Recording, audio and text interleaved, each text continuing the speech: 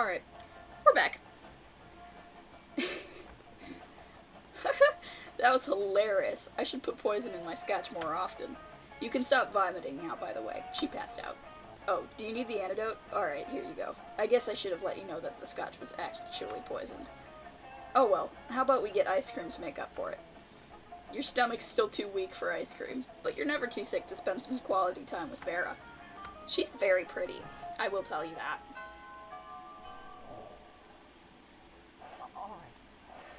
Alright. Traumatization! That's so funny! That day you spend some time on the library's PCs, mining some bitcoins.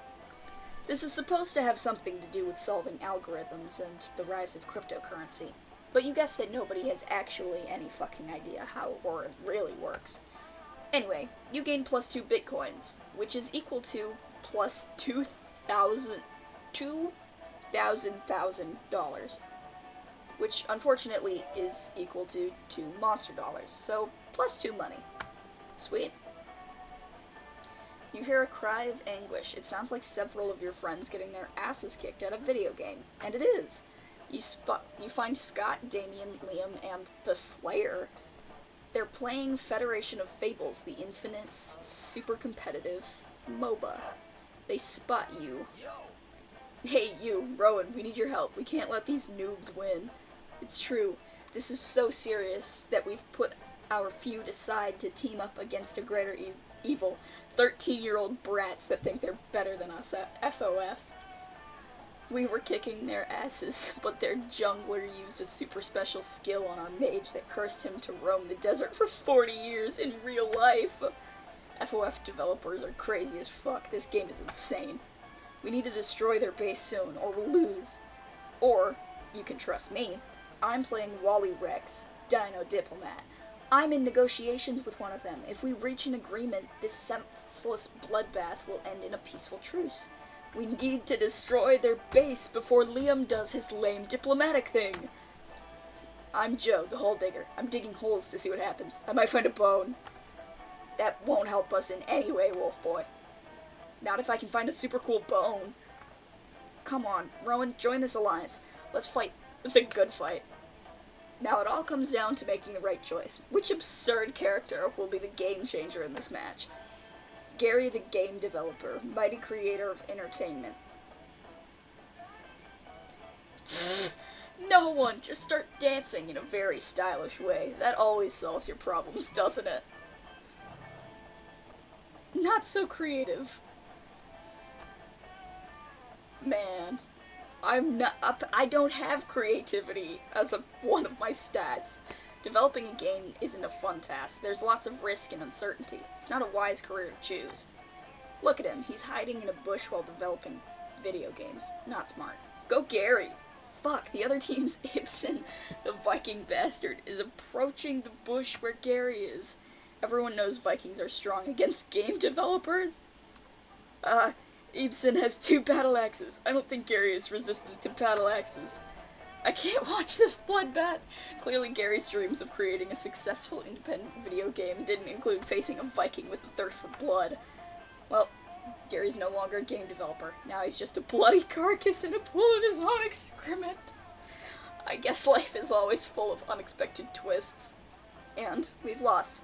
I guess pretending you could help us was stupid of us. Yeah, almost as stupid as you choosing a game developer to fight in a violent melee. Thanks for nothing. They leave. You feel so bad, you don't even know if you'd rather be the one roaming the desert for 40 years. Nope, this feels bad. But still better than the roaming thing. You lose 2 fun and 1 smart. I think losing smart is probably the best idea. I'm not smart. Alright. Auditorium. That day, while rehearsing for the class play, it's as though the muses themselves have descended to give you a figurative blowjob. Your performance is intense and inspiring. It will be remembered for generations, which is pretty rad by high school play standards. You gain plus 2 creativity. Thanks, man. You see Liam staring at his cell phone, sighing deeply. Maybe one of his favorite bands signed to a mainstream record label, or the exact shirt he's wearing is featured on a magazine cover. You decide to check in with him.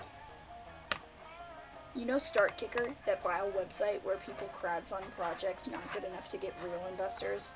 Wow, thanks, Liam. Do you not know why you exist?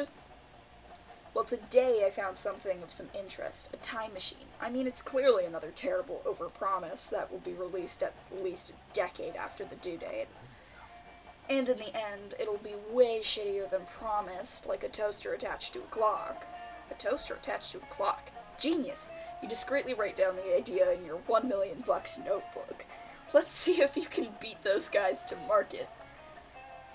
But I was sighing deeply because I couldn't help but think. Supposing I were to acquire such a machine, I wonder, where in time would I go? 3.85 billion BC, so you can be into existing before it was cool. Everyone knows the dopest time in monster history was 1925, specifically July 26th, 2 a.m. to 5 a.m. What happened in 1925? Wait, what happened? Hold on, I'm looking this up. What happened July 26th, 1925?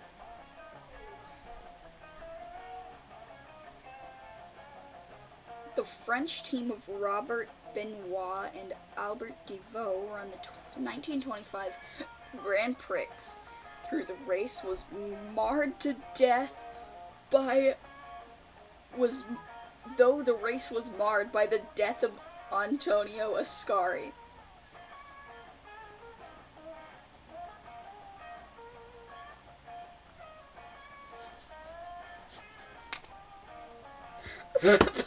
Okay.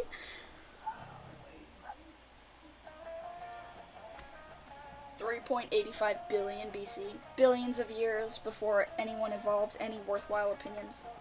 How can I be ahead of the game if there's no life on the planet to see how ahead of the game I am? How can I show what a unique individual if I'm the only individual? Well, then you'd be extra unique. How can I be a brooding loner if there's no one to see me brood? It's like that old adage. If a vampire is trend-setting in a desert, but there's no one to see it, is a trend even set? You'd try to correct his memory about the adage, but you've probably pissed him off enough already. You lose 2 smarts and 1 charm. I'm not smart in the first place. I don't know why I was smart. Alright. I'm gonna sit with you guys. You find Polly and Scott huddled at your chosen table. If these two are together, it can only mean one thing.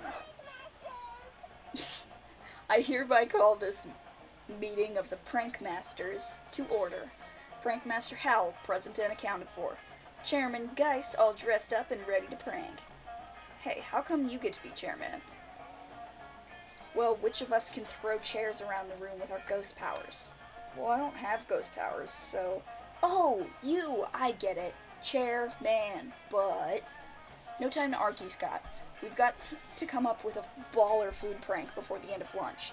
Oh, yeah? Okay, what if we ate all our food like Good Boy? Is that a prank? No, Scott. For the last time, that's not a prank, and I don't eat. But I'm having trouble coming up with another idea. Anybody else? You've been waiting all your life for an opportunity like this. You propose the ultimate food prank.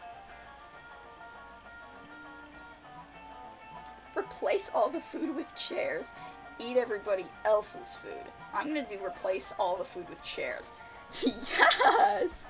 You know what they say, when life gives you chairs, do pranks with the chairs. But I've never heard Coach say that. Doesn't it sound like the kind of thing he would say, though?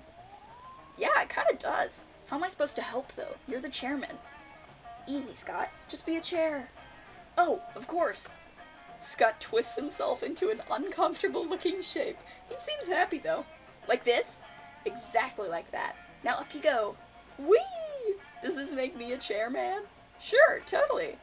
Polly doesn't seem to mind sharing her title with Scott or her affection with you. Prank achieved.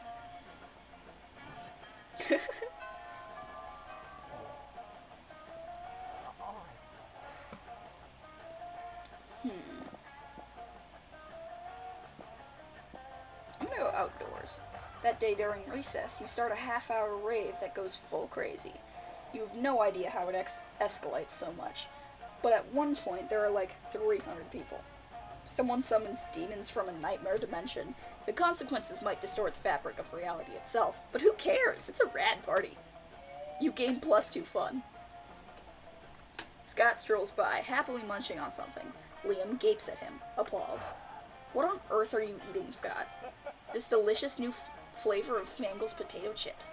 Maximum Ultimate Double Barbecue Massacre. Really? Because it looks like a raw severed goat head inside a cardboard tube. Oh, yeah, I guess it does. Could have sworn it was potato chips. Still tasty, though. Tasty? Tasty? Does wanton environmental destruction sound tasty to you? I don't know. Is that a kind of jerky? No, Scott. Don't you realize that in order to harvest these goat heads, Fangles and Co. decapitate millions of innocent goats every year? But what do they do with the bodies of the goats? Nothing. It's a horrendously wasteful practice. Oh no, all those poor headless goat bodies, running around and bumping into things. We have to stop them. Wait, really? I was just trying to make you feel guilty. I didn't actually have a plan of action, but if someone were to suggest one... Assemble an army of vengeful undead goat torsos. Write an extremely mean blog post. He'd like the blog post. I want to do that. Yes! Ah, yes! Necromancy, the ultimate tool in the protesters' arsenal. Ooh, can I ride a goat? Can I? Huh? Of course you can ride a goat. In fact, given your size, you'll probably need to ride several. What's a several? Is it a really big goat? No time to explain basic concepts, Scott. We've got an invasion to orchestrate. As long as you're reanimating things, you reanimate some severed goat heads, too. They'll eat anything, which totally helps you clean your room. You gain +2 creativity and +1 smarts.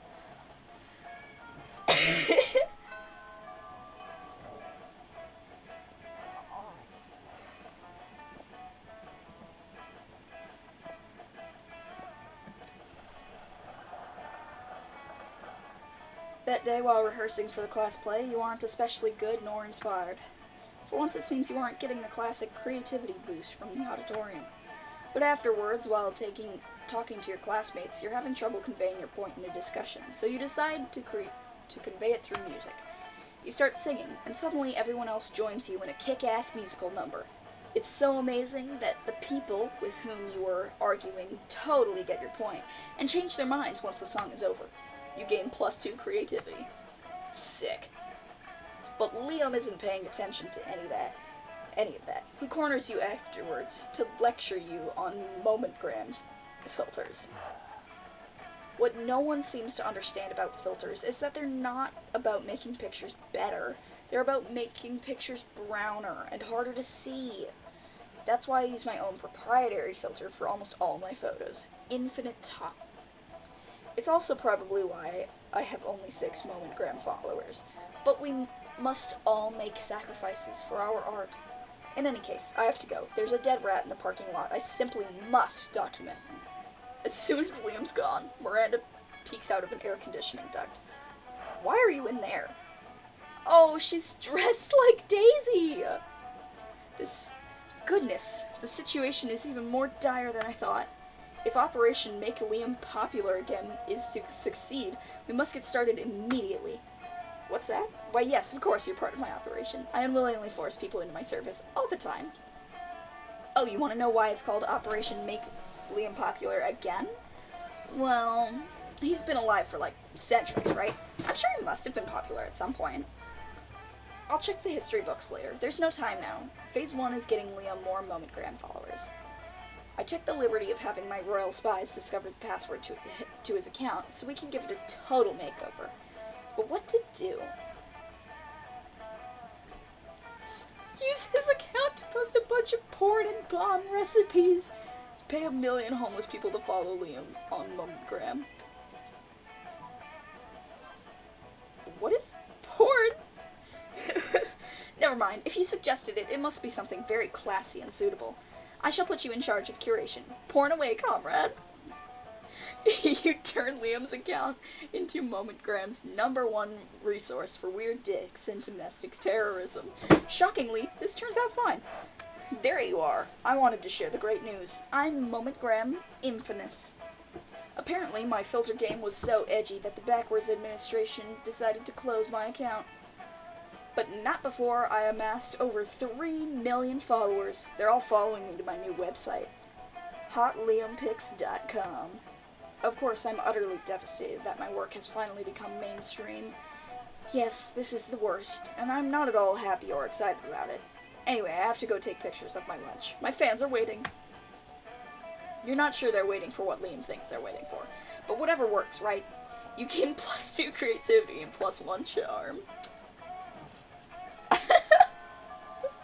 This is so accurate to how I would legitimately do this. I'm gonna sit with you gals. You arrive at your table to find the coven eating. And Polly and Miranda screaming. Awesome. Oh, there's a whole coven of witches. That's so cool. We're under attack. Alarm, alarm. Summon the guards. They're using their bizarro mind powers on me. The cute tall one is my less attractive evil twin. She uses shades, just like me. Clearly because of the evil twin thing. We're not attacking anyone. We're eating. What do you mean less attractive? Lies. Subterfuge. I can feel them in my brain, making me less cool and sexy. Every single lunch hour. You can't allow your friends to be attacked. Quick, save them from this fiendish menace. Joust them in Miranda's honor. Drug their food. I'd joust them. You slap a coal ender on your head, a baking sheet on your chest, and a jousting lance under your arm. My hero, charge! Vanquish the invaders! Whoa, hey, we don't want any trouble. We'll just move over there. Victory! The day is saved! Oh, valiantly fought, noble champion! Whoa, did those three just disintegrate into a pile of turtles? Or am I just super high? You think that question pretty much answers itself.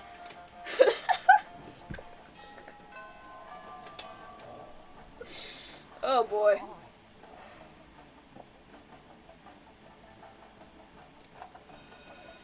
That day you learn a ton of spells that are all as cool as they are seemingly useless. A spell to renew Sticker's stickiness. A spell to turn chocolate and vanilla ice cream into vanilla and chocolate ice cream. A spell to gain +2 smarts. You actually use that last spell, and you gain +2 smarts. You're casually reading the latest issue of Monster magazine when you are rudely interrupted.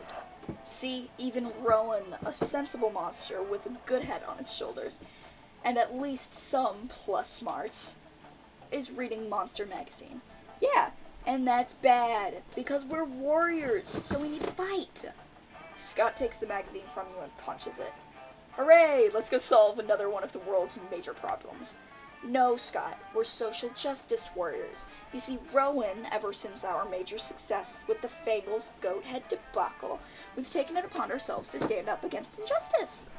By punching magazines. No, Scott. As you no doubt noticed, Monster Magazine's sexiest monster alive this year is Count Victor from Von Musselbot, the werewolf prince/bodybuilder. That makes him the 5th royal werewolf bodybuilder in a row to earn the title. What about those of us with leaner physiques? What of our representation? So now we're endeavoring to get Monster Magazine to name someone from a more marginalized community as their sexiest creature alive. We just need to figure out a way to convince them, since I guess punching the magazine wasn't good enough. Psh, that's easy. All you need to do to solve everyone's body image issues forever is make our own version of the magazine featuring a 3-winged chupacabra on the cover. lean heavily into the warrior part, storm Monster Magazine, and hold the editor-in-chief captive until he promises to stop exclusively promoting one aesthetic as the pinnacle of monster sexiness. That would get us arrested. And I kind of want to do the other one. But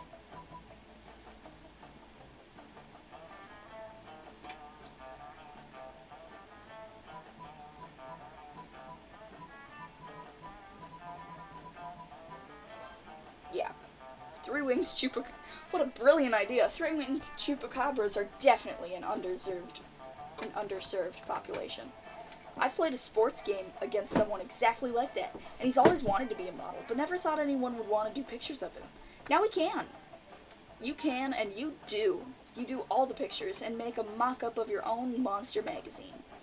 It goes hella viral, and before long, it's becoming more celebrated than the actual monster magazine. Pretty soon after, you get a letter from the editor-in-chief officially admitting defeat in the face of your superiority and relinquishing his magazine headquarters to you. Sweet! Now you have a magazine, which instantly brings you +3 money. Hell yeah. Hey, I know you were about to move on to your next misadventure, but I just wanted to say really quickly, as pretty much the only girls in the school shaped differently than the rest of our classmates, it was really nice to see a three-winged chupacabra celebrated over a royal werewolf bodybuilder. It gives us hope too, you know?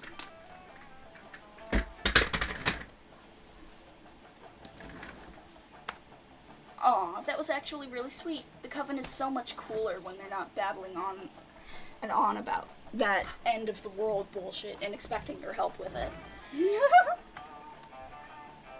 It's way more fun to interact with your classmates when they're complimenting you instead. Awesome.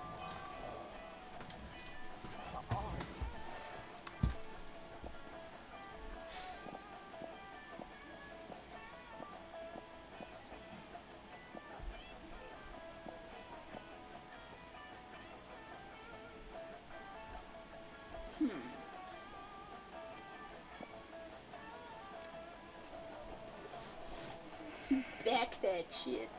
That day you spend some time on the library's PCs, managing your start kicker.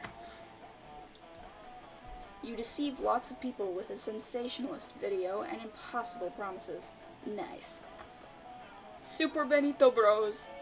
You gain plus 1,000 money, but almost everything goes to cover costs, and you keep only +2 money.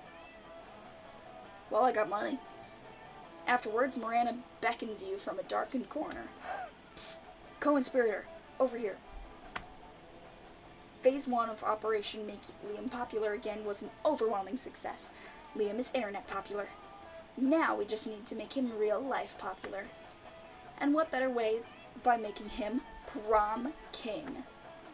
Unfortunately, when I asked him to run for Prom King, he said, and I quote, "Never, never, never. Not in 100 years. That's not an exaggeration, because I've been alive for hundreds of years, and I've never run for Prom King. So there you go."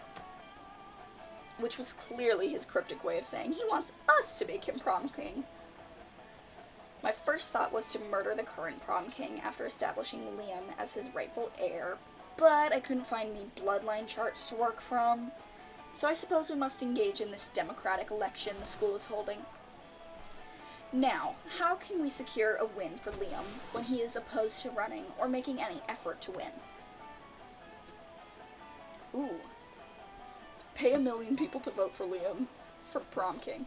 I'll dress up as Liam and give him the best campaign speech anyone has ever given. I'll do that one. That's a great idea. You look just like him. Except I'm black. You squeeze into some skinny jeans, some suspenders, a lot of purple paint, and a sense of smug superiority, and gather a crowd in the auditorium. "Ladies and gentle monsters," you say, "for too long our school has been ruled by prom kings who care about things. Caring about things makes you weak, because what if you care about the wrong things? I, Liam de Lioncourt, will never be wrong, because I don't care about anything. I don't care about my dumb clothes, or my stupid man bun, or any of you. To be honest, I don't even care if I win. If I don't, I'll just blow up the school with the hydrogen bomb I buried under the cafeteria." You walk off the stage to the thunderous, terrified applause. You don't know whether it was the speech or the threat of extinction, but Liam wins by a landslide. Drats and curses. Rumor says I will be elected for prom king in spite of my sincerest wishes. How horrible to have the love of the entire student body showered upon me. The cold blackness in my soul, which has long so sheltered me from my true emotions. It's thawing. This is terrible, and I am in no way enjoying it. Still, I should probably pick out a tuxedo, so as not to appear ungracious. You're happy to help Liam pick out a tuxedo.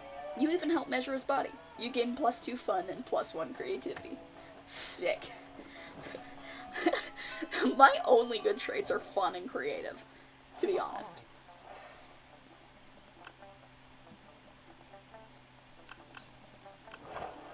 You find Vera and Polly at their table, deep in conversation. Alright, business idea. People pay a monthly subscription to prevent me from drugging their food. Business idea. People pay me a monthly subscription to put drugs in their food. Business idea. Price out the cafeteria's current food supplier by selling plastic food. Business idea. Nipples.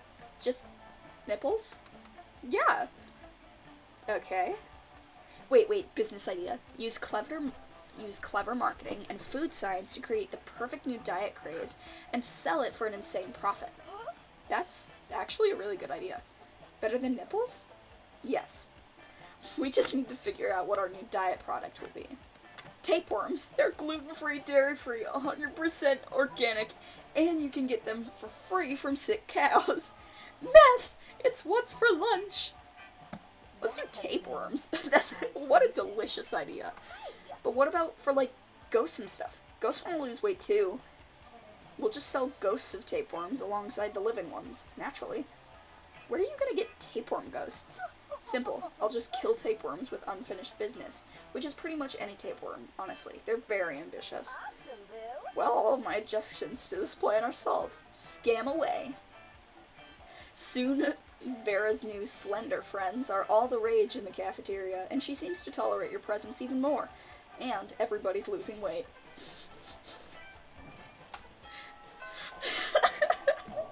Tapeworms were actually used for that back in the day. Jim, that day an epic dodgeball match takes place. Everything seems lost, but you deliver an inspirational speech that fuels your team's spirit, leading to a spectacular comeback. You're clearly a natural-born leader. You gain +2 charm. Fuck yeah. Later, you see Liam rolling his eyes at his phone. You ask him what's up before he can roll them right out of his head. I'm having trouble with my status on social network. Trademarked. I expressed a positive opinion about bug manicures, which I obviously meant ironically, and now my so-called friends are responding with blatantly unironic pictures of themselves with centipedes glued to their nails. I know being aloof and misunderstood is my brand, but I want to be misunderstood on my terms, not theirs. What kind of status could I post that would be idiot-proof? Flat out post that everyone currently reading this status is an idiot? Vague blog for your life. Flat out post that everyone currently reading this status is an idiot. If there's one thing idiots don't understand, it's their own idiocy. If I post a status like that, it'll be the one time everyone takes it ironically. They'll use the react button and the wings up of approval. Ugh, never mind. Open and honest communication online, you're the idiot. You lose -3 smarts. Damn.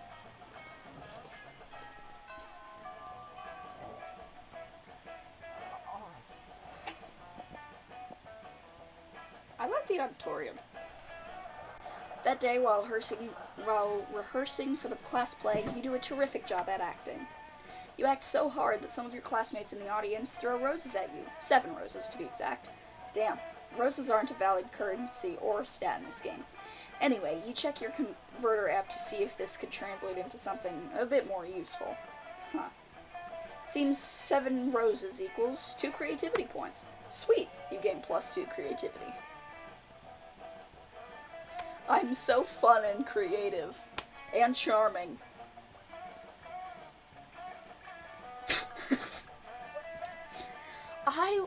Okay, so I got the shutter shades. I want them so bad. I love shutter shades. They're so silly. After rehearsal, you notice Liam, Polly, and Miranda staying late. You expect this from Liam, but Polly and Miranda? Something's up. No, no, no, we need something transcendent, something fresh. Liam giving us both back rubs is neither of those things. Ugh, whatever. I love her Plague Doctor costume. I don't like your tone. Honestly, I don't know why either of you even signed up to help with the intermission performance. Principal Giant Spider said I could do this instead of taking math. Academics at this school are a joke. It's awesome. Intermission performance? Polly told me we were coming here for back rubs. Well, you're both here now. We've got to make the best of it. Let's give that audience the best 13 minutes of their lives. A rousing speech. You have my scepter. You know what? That does sound fun. Let's do it. So, any ideas? Ugh, no. How are we gonna do a great performance if we don't even know what we're gonna perform? Reenact Snow White. Miranda can be Snow White, Liam can be the prince, and Polly can be every single other character. Literally just throw money at them. People love money. I'd reenact Snow White. Oh, yes, the role I was born to play. Literally. A prophecy foretells that I will one day fall asleep after an allergic reaction to an apple. Are you so sure Polly can play all of those roles? There's at least 7 other. Hell yeah, finally. A use for all these false beards I've been collecting. And all these amphetamines. In that case, we have a cast. I'll have to spend some time ruling a small kingdom, of course, to get into character. Oh, you can use Lumeria. Father just had their old prince executed. You kick back to watch them rehearse. Polly pulls out like 20 fake beards from God knows where. You gain +2 fun and +1 creativity. That is amazing. I wonder if I could get negative stats in this game. I probably could.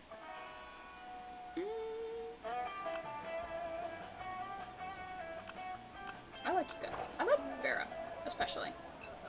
You arrive at Polly and Vera's table to find them eating. Wait, both of them? Oh, yum, yum, I sure do love food and eating. Look at this food go in me. Yes, this cafeteria Sloppy Joe truly has a subtle flavor profile.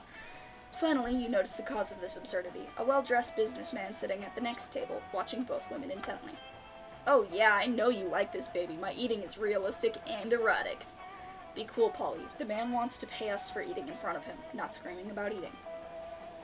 Is this not what eating is? I forget. While Vera tries to explain eating to Polly, the businessman shyly approaches you and gives you a small bow. Much obliged, friend, he says in a soft voice. Are these 2 fine ladies your friends?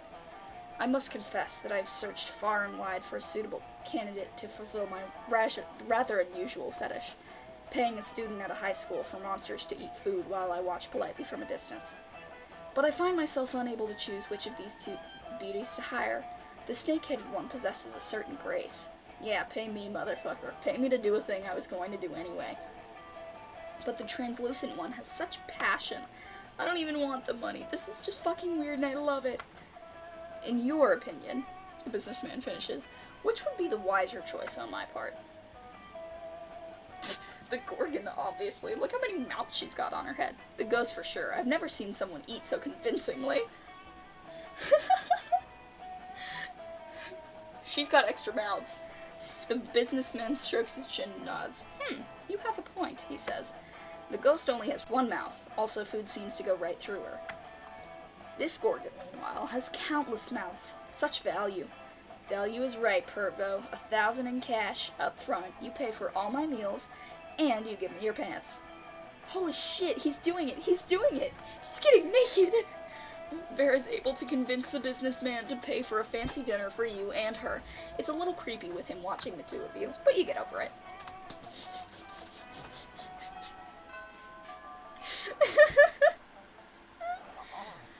Oh, this is great. Gym. That day an epic dodgeball match takes place. I love dodgeball, I'm so good at it. But the match isn't as important as the human interactions within it. You're at your peak when you decide to go for the overkill and wink at one of your teammates.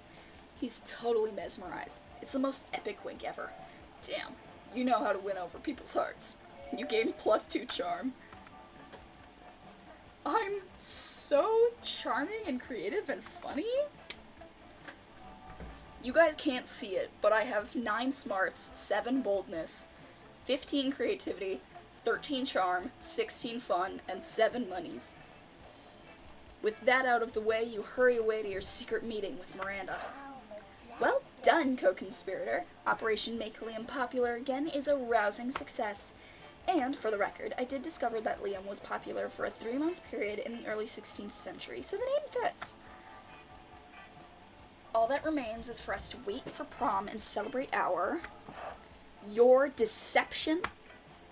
I knew it was too good to be true. My idiosyncrasies are remarkable, but they aren't that marketable. This was all a cruel joke, wasn't it? A bet between 2 popular kids that they could make an outcast loser into prom king. Well, guess what? The circus is over, and this clown is climbing into his tiny car and going home. Along with, like, 12 other tiny clowns, if the metaphor holds. Which it doesn't. It was a bad metaphor. Goodbye. No, Liam, I wasn't trying to be mean. I don't have a mean bone in my body. I don't even have bones. You might check that affirmation later. Oh, fish sticks. If we don't do something to fix this, all our hard work and subterfuge will be for naught. But how can we make amends? Surely not with some sort of overwrought romantic gesture defying all logic. You tell Miranda not to worry. You've seen plenty of teen rom-coms. You know how this part goes. You need a grand romantic gesture. Race to the airport to confess your feelings before Liam boards his plane. Pay 1,000,000 people to spell out "I'm sorry" so it's visible from space. Do the romantic gesture. Wait, how did you know Liam was about to board a plane? Are you stalking him? If you are, that's fine. Isn't that what all romantic comedies ever have taught us to do? Anyway, you find Liam in the international terminal at Spooky Airport, waiting in line to board. You pass through airport security by telling them you're there for a romantic gesture, because airport security might say no to terrorism, but they can't say no to love. You're too late. I'm going to Belarus, where my calculations have revealed that nobody likes me, and I can go back to being unpopular. You grasp Liam's cold, dead hand in yours, and with perfect sincerity, tell him what he means to you. Nothing. Don't you see? You say, looking deep into his eyes. You don't need to flee Belarus to be unpopular, because you will always be unpopular in my heart, which is, coincidentally, about the same shape as Belarus. I don't know what to say. Mainly because I don't know what you're talking about. But if I don't understand it, that must mean it's art. You said art to me. Oh, how could I ever dream of leaving you behind? Alright, if it makes you happy, I'll return to Spooky High School and don that heavy prom crown.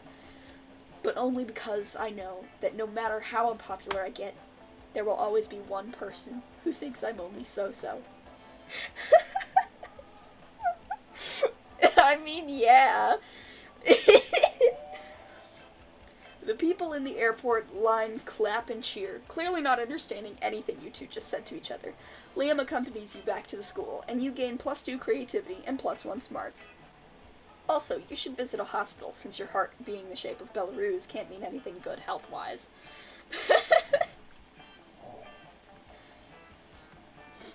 Who will you ask to prom?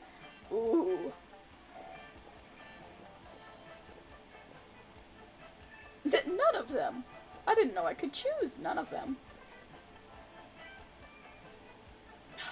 Fishy or snake lady? Or sick ghost chick? I don't know. Women pretty. Ooh.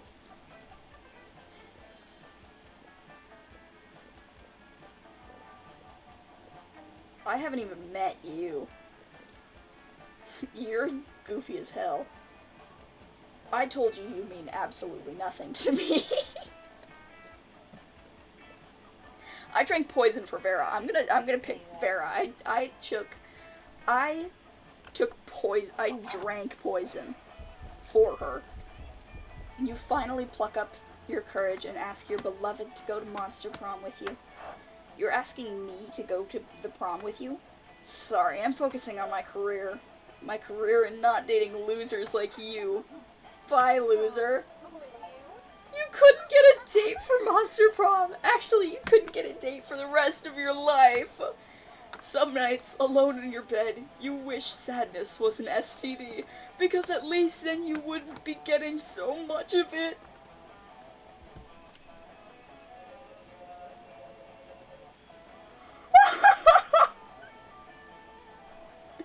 Vera, most tsundere. Rowan, most likely to make Pluto a planet again.